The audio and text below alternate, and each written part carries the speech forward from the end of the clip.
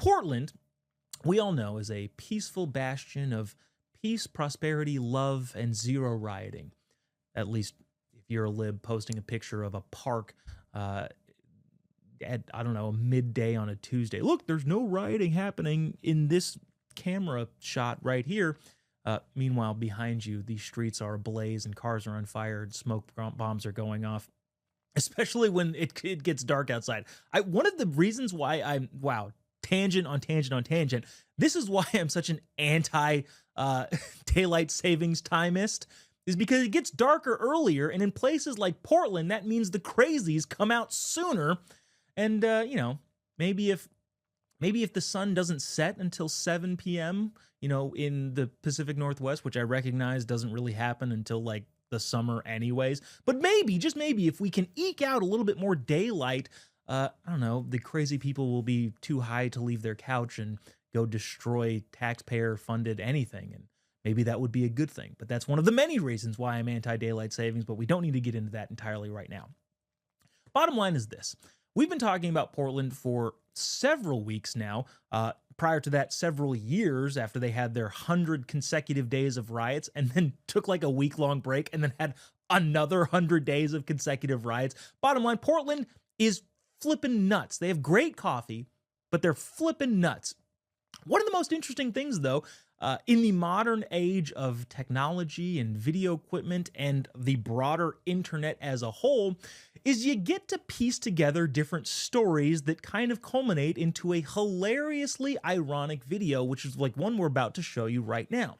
We have a first-hand experience of a brave rioter who is taking to task the Trump administration and all of the evils that they are doing.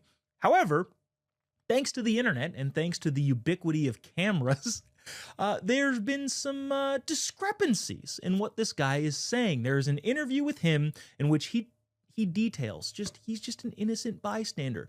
But unfortunately for him, the video footage paints a different story. This is rather long, but I do think it's very funny and very interesting and very ironic. Maybe we'll jump in when there's commentary space, but watch this and enjoy with me. I'm only 4'6" and I can't see. What harm was I gonna do to them? Back, keep them back. Don't you tell me what to do, you You have no idea how much I would like to beat the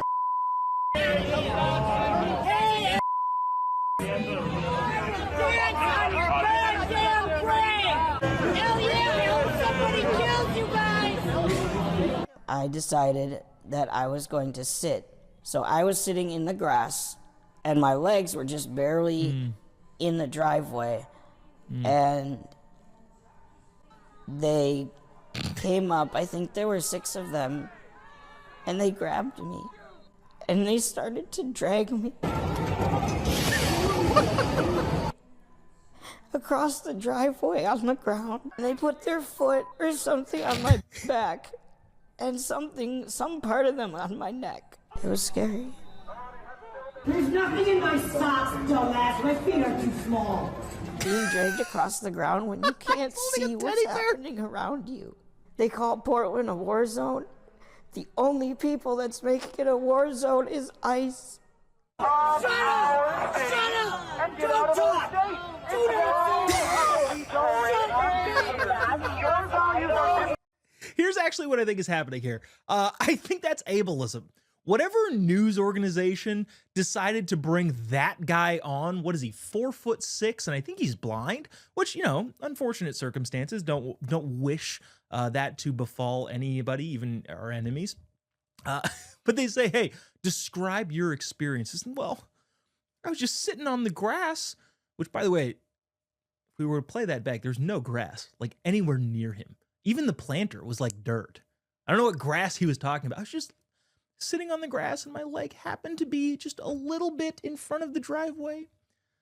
Maybe benefit of the doubt, he didn't know that he was sitting in front of the driveway. That's the only benefit of the doubt that I think we could give this guy. But at the same time, shame on those reporters. Whoever that news station was that was like, hey, let's bring this guy on camera.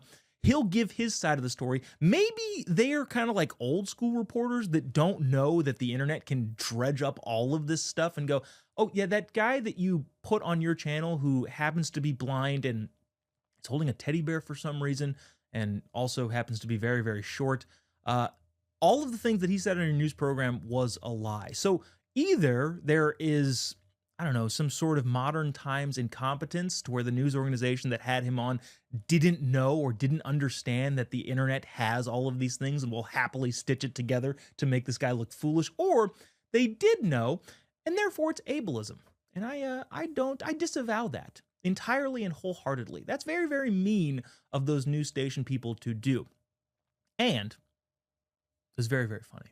I hope you appreciated that as much as I did, because I thought that that was fantastic. And good job, internet, for stitching all of that stuff together to kind of prove the point that, hey, generally speaking, if the rioting lunatics, libs are speaking, good chance they're lying.